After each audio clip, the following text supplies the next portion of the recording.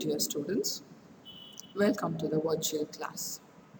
We've been doing the social movements of different organizations. Today we shall learn about the feminist movement.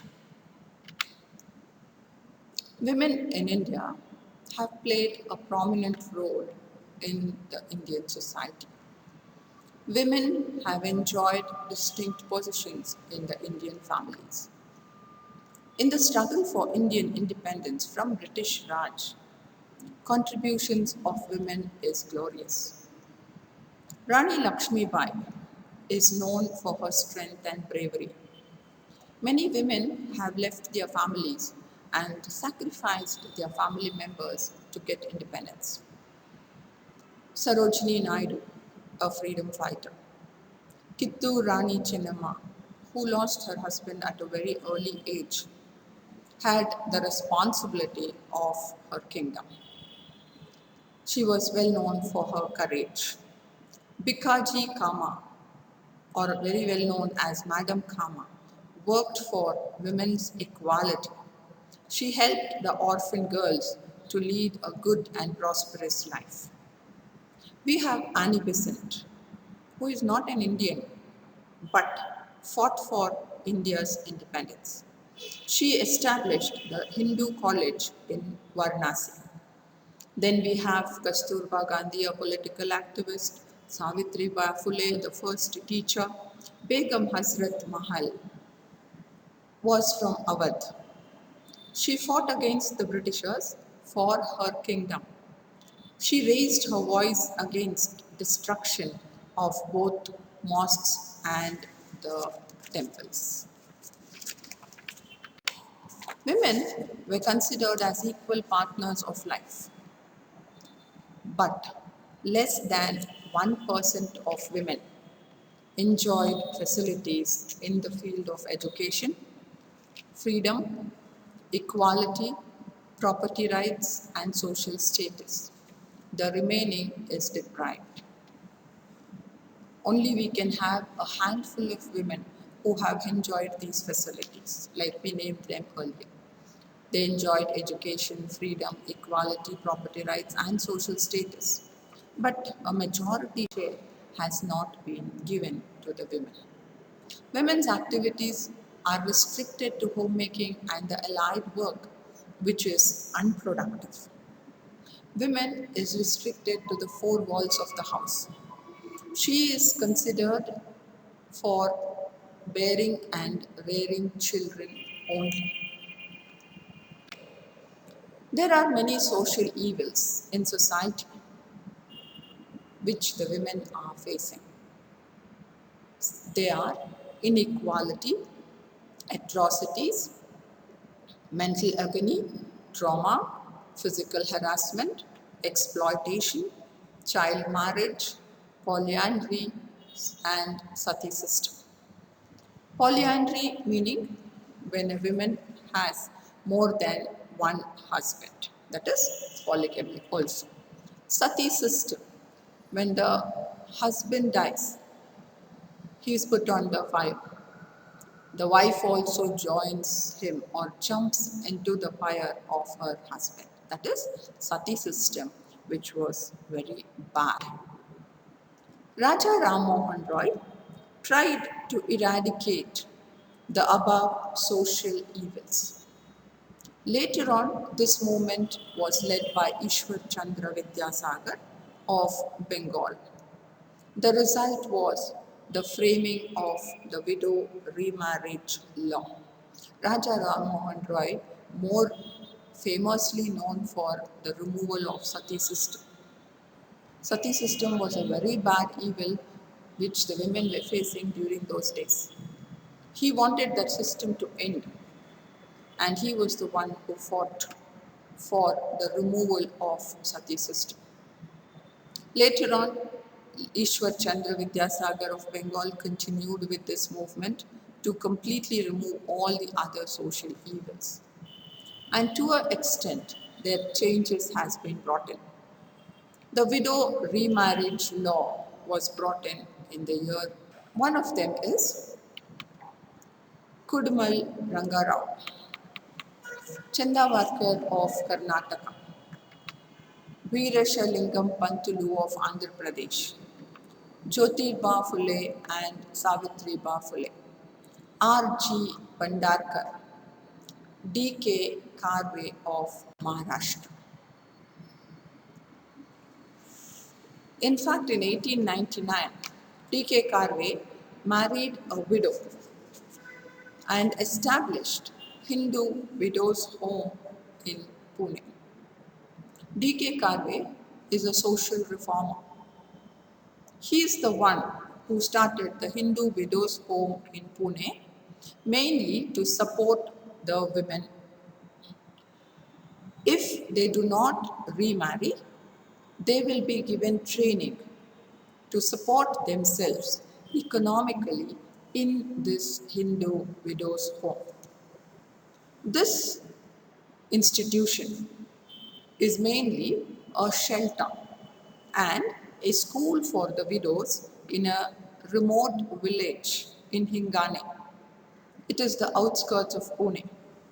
He chose this distant location because of the prevailing Brahmin Orthodox community in Pune, as they had banished him for supporting the Widow Remarriage Act. Savitriba Phule was the first teacher to educate the suppressed women from independence. Savitriba Phule was an Indian social reformer, an educationist, and a poet from Maharashtra. She is the first female teacher of India. She started her school along with her husband, Jyotiba Phule. Both played a very important role in improving the women's rights in India by educating them. It was she who is regarded as the mother of Indian feminism. Let us define feminist movement. According to John J. Masinus, feminist movement is an argument for social equality of men and women, as against the patriarchism and sexualism. Patriarchism meaning where men hold the control and make all the rules for women to stay at home and care for the children. He is the father, he is the head of the household. Sexualism meaning discrimination based on sexual behavior. Collins Dictionary defines feminist movement as feminist movement in totality is against the global exploitation of women and the subordination of women to men, which means to say women are dominated by men and exploited globally. Now we shall learn the causes for the feminist movement. Inequality, the evils of dowry, denial of human rights, social strata based on gender, sexual abuse and molestation, and domestic violence. First, let us take up inequality. This is a male-dominated society. Preference is given for male. We are all born equal, but still women are treated differently. Women are deprived of education. No role in the decision making for women. They are denied of property rights. All this because of male domination. This enraged and led to agitations. Second, evils of dowry. Parents have become debtors after the marriage of their daughter. The girl's parents, when the marriage is fixed, the boy's parents demands some amount from the girl's parents. And the girl's parents will give them the amount which is demanded, which these people have borrowed from elsewhere, and they end up being debtors. And this has ended many of the girls in the brothels. This has also led to the uneven ratio of men and women. This has also led for female feticide and infanticide. Female feticide is finding out the sex of the child, of the fetus, and undergoing abortion if it is a girl. Infanticide, killing a girl child after it is born. This has also led to the rape and other heinous crimes. Third, denial of human rights for women. Violence against women and girls is a grave violation of human rights and remains as one of the greatest challenges to achieving gender equality. Some of the human rights for women are right to live free from violence and discrimination, to be educated, to own property, to vote, to earn equal wages, reproductive rights. Atrocities on women have been denied them the right to life, liberty, freedom. Women's existence depends on the mercy of the male members. Women's rights are abused. A woman cannot participate in the decisions that affect her life, like reproductive rights. Maternity leave is denied to her. Women's suffrage is not allowed. Earlier days, there was separate only men's suffrage. Only men were allowed right to vote, whereas women were denied of this. Women had to fight for it, and later on, slowly, few countries started to allow the women to enjoy right to vote. But in India, when the constitution was made itself, they included both men and women suffrage, and they called it as universal adult franchise. Fourth, social strata based on gender. Women are treated as slaves and as bonded laborers by men. Men exist in all fields like religion, culture, social, political activities, and they dominate and continue atrocities on women. Hence, women have organized themselves and started agitations. Fifth, sexual abuse and molestation. Molestation meaning inappropriately touching the child. Sexual abuse meaning a child is sexually being used. Irrespective of the time or the age or the place, heinous crimes like rape, etc. has been happening. For example, even a 60-year-old woman is being raped in broad daylight. And a 6-year-old child also is being raped by inhuman men.